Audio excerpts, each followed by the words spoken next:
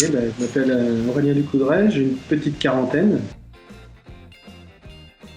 Complètement par hasard. Je suis devenu scénariste.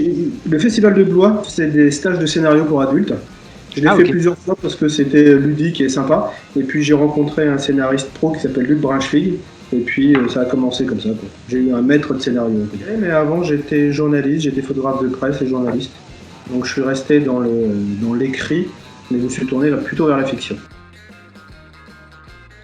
La principale difficulté, c'est qu'on lise ce que vous écrivez. C'est-à-dire que là, moi aujourd'hui, ça fait 10 ans que je fais ce métier, j'ai fait plus d'une cinquantaine d'albums. Donc maintenant, les éditeurs connaissent mon nom, les libraires aussi connaissent mon nom, ils connaissent le bouquin.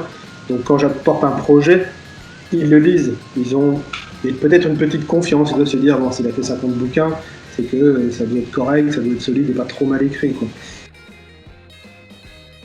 Amazing Grace, c'est un vieux projet que j'avais depuis très très longtemps. Ça a commencé par une illustration que j'ai vue sur un blog d'un dessinateur où tu avais deux silhouettes sur un cheval. Tu reconnaissais un humain et puis derrière il y avait une espèce de monstre, vraiment une créature un peu bizarre, mais qui tenait le premier personnage qui était assis de façon très enfantine et très, comment dire, on a vraiment l'impression que c'était un enfant quand on monte sur un vélo, la façon qu'il nous agrippe pour ne pas tomber, quoi. Et du coup, c'était vachement intéressant parce qu'il y avait ce côté monstrueux, mais très, très enfantin et très une espèce d'amour filial qui était dans ce dessin. Et ça m'a donné une idée. Ensuite, j'ai dessiné, etc. On en est venu à ça. Et c'est un scénario que j'ai gardé pour un bon moment avant de trouver et le bon éditeur et le bon dessinateur pour le faire. Alors moi, j'ai proposé le scénario à Olivier Jalabert, mon éditeur chez Glénat. Je lui ai dit, j'ai pas d'idée préconçue de type d'illustration que je voudrais. Donc si tu as des idées, pourquoi pas. Il m'a dit, bah, il y a Bruno. Tout ce que j'ai vu en crayonné, en croquis, c'est à tomber par terre, quoi. C'est vraiment absolument magnifique. Et je lui ai demandé à Olivier, tu crois qu'il accepterait de ne pas en créer? Olivier m'a dit, ah, ça va être difficile, mais on peut essayer, quoi. Et puis du coup, ça a fonctionné. C'est toujours super dur de dire combien de temps on a passé à écrire un scénario. De façon physique, moi je mets 3 semaines à les rédiger. Mais D'accord. je peux y penser pendant 3 mois avant, pendant 2 ans, pendant 5 Ouais. ans. C'est complètement. Après celui-là, il y a eu un déclic d'écriture, ça a été la naissance de mon fils. J'ai un petit garçon qui a 9 ans maintenant. Et vers ces 3-4 ans, c'est commencé à se poser avec l'acquisition du langage des questions d'éducation. Et du coup, moi, je me posais plein de questions. Je me disais, voilà, mais je suis très responsable par rapport à cet enfant. Ce que je vais lui apprendre, d'une certaine façon, c'est moi qui vais le construire. Donc, il ne faut pas lui dire n'importe quoi. Je veux dire, si on lui raconte n'importe quoi, ça peut être dommageable tout de suite. Et on retrouve complètement ça dans Amazing Grace, quoi. C'est-à-dire un être complètement sauvage qui pour l'instant sait rien, à qui on inculque des choses. À la différence que mon petit garçon n'a pas les cheveux aussi longs et n'a pas de greffe, quoi. Alors la suite, j'ai fini de l'écrire depuis, ça fait bien 6-8 mois que c'est fini d'écrire la suite de Amazing Grace 2. Par exemple, le tome 2 qui n'est pas encore paru, il n'aura rien à voir avec le tome 1. Dans le tome 1, on est dans l'espace, c'est une forme de road movie, on voyage beaucoup. Le tome 2, ça sera dans un espace clos. Vous allez passer 90 pages enfermés dans un truc. Et voilà, moi en tant que scénariste, c'est super. C'est super, parce que je suis obligé de tout réinventer. Faut réinventer le personnage pour qu'il s'adapte à cet endroit, enfin s'il arrive à s'adapter ou pas. Et du coup, c'est plein de nouvelles problématiques, et ça, c'est super excitant. En ce moment, je travaille sur la suite de Kid Z, une autre série ado-adulte. C'est le tome 3, et je suis en train d'écrire j'ai écrit les 5 premières scènes. Et c'est pareil que Amazing Grace, je suis tout changé, absolument tout changé pour pouvoir aborder plein d'autres thèmes. Bah, moi, la SF, je suis un peu né avec, quoi, en fait, hein. Moi, je suis né en 73, Star Wars est sorti en 79. J'avais 6 ans, j'ai pas pu aller le voir au cinéma. Par contre, la première diffusion télé, j'étais devant, quoi. J'étais devant, je l'ai enregistré et j'ai usé la cassette à force de le regarder. Donc, après, moi, j'aime la SF si elle a quelque chose à me dire du monde contemporain. Si c'est juste des batailles de vaisseaux dans l'espace, ça me lasse assez vite, quoi. Moi, mon film de chevet en SF, c'est Alien. Je trouve que depuis, c'est pas qu'on n'a pas fait mieux, mais je trouve ça génial de faire un film de science-fiction qui raconte l'histoire des types qui ramassent les poubelles dans l'espace. Je trouve ça absolument génial, quoi. on est loin des batailles interstellaires, etc. C'est juste le quotidien d'ouvriers dans l'espace. Et ça, moi, ça me parle, quoi, parce que c'est presque un... Enfin, c'est pas presque. On enlève le monstre d'Alien, c'est juste un combat syndical entre les types qui en ont marre d'être mal payés, et puis un patron qui veut surtout pas s'occuper d'eux, quoi. Donc, moi, j'aime la science-fiction quand elle a une accroche avec la société d'aujourd'hui. Non, mais le futur, je pense qu'on le voit un petit peu. Là, tous ceux qui aiment bien tous les films catastrophes, post-apo, de virus, etc., je pense qu'ils s'aperçoivent maintenant que la fiction, c'est un truc absolument incroyable et que la réalité, elle est un peu décevante. Parce que là, la vieille pandémie, on n'est pas du tout dans Z Nation avec Brad Pitt, avec plein de trucs, etc., ou tous les films où il y a de l'action, etc., on se fait juste super chier chez nous, quoi. Donc, c'est peut-être ça, en fait, les SF du futur, on s'ennuie un peu fort chez nous. Donc, non, je pense que le monde va reprendre sa marche normale. On va juste essayer de se souvenir de 2-3 trucs. Je lui conseillerais de lire les livres de Florence Aubenas. Elle a fait un truc qui s'appelle Le Quai de Ouistreham, où elle travaille comme femme de ménage dans les bateaux. Et en fait, c'est une journaliste qui fait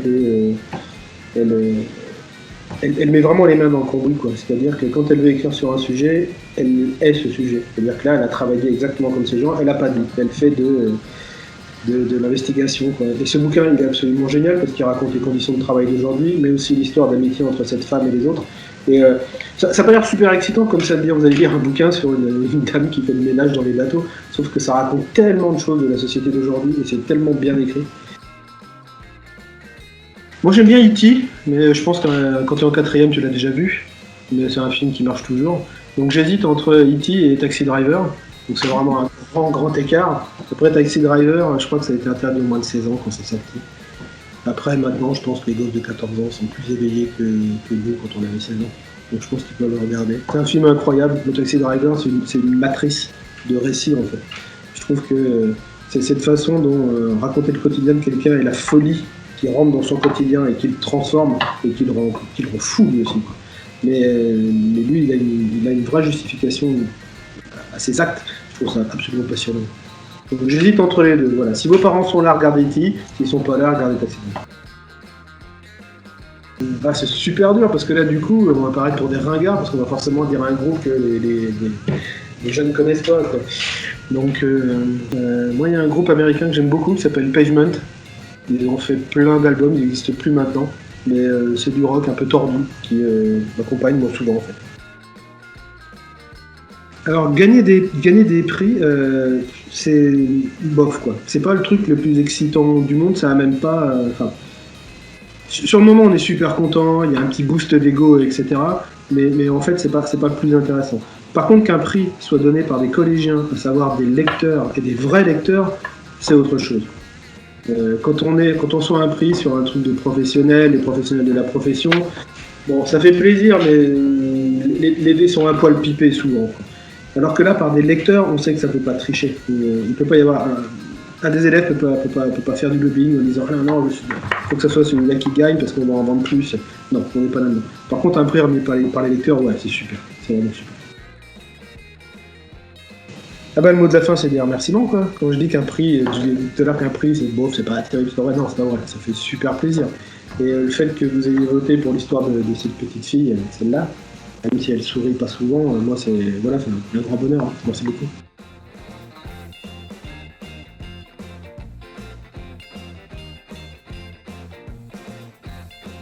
Donc je suis Bruno Bessadi, bonjour à tous. Je suis né et je vis à Marseille et je fais de la bande dessinée depuis maintenant une vingtaine d'années. Je devais avoir une 20 ans, 21 ans et donc j'ai commencé à envoyer des dossiers à des éditeurs.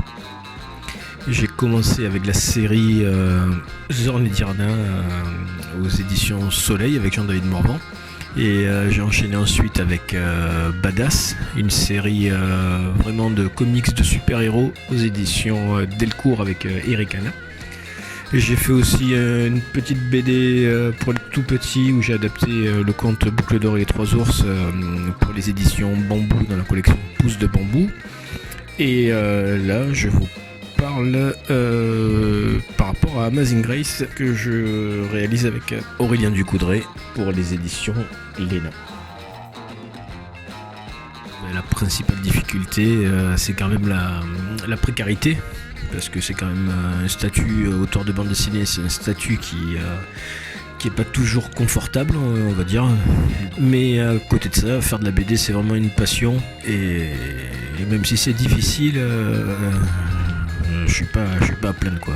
C'est vraiment super.